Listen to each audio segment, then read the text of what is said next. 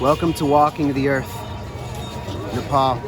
Tonight we're at the Janakhi Mandir in Janakhpur, Nepal, in the eastern Terai region, just north of the Bihar border between Nepal and India. So this site is associated with King Janakhi, the father of Sita, who is the wife of Rama in ancient Indian mythology and religion.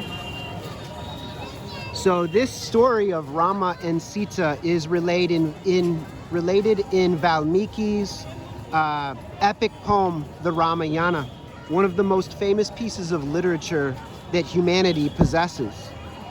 And it is not merely a Nepali or Indian story. This is a human story that is appreciated all across the world.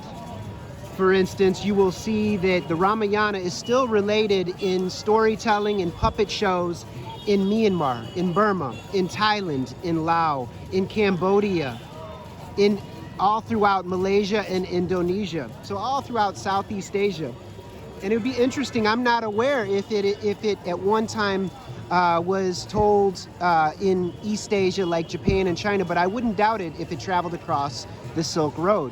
So if you happen to know that, please relate that in the comments. This is a fascinating place, a place of pilgrimage. And Rama,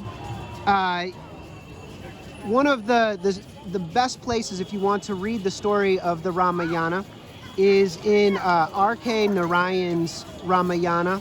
I believe it was published through Penguin Books a number of years ago. He was a famous South Asian novelist who he wrote a rendition of the Ramayana to make it more accessible to Western audiences and to literate South Asian audiences. And I read that back in college. I also read his Gods, Demons, and Others, which relates Valmiki's writing of the Ramayana. And it's a quite interesting collection of stories from the South Asian traditions. So this is a very interesting place. They light it up at night.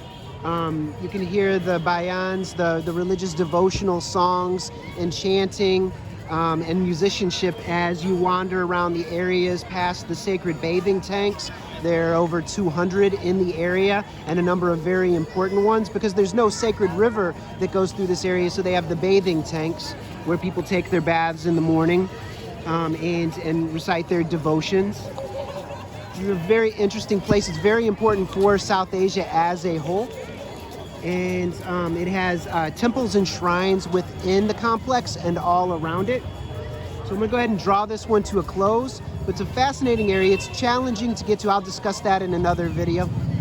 So until next time, be happy.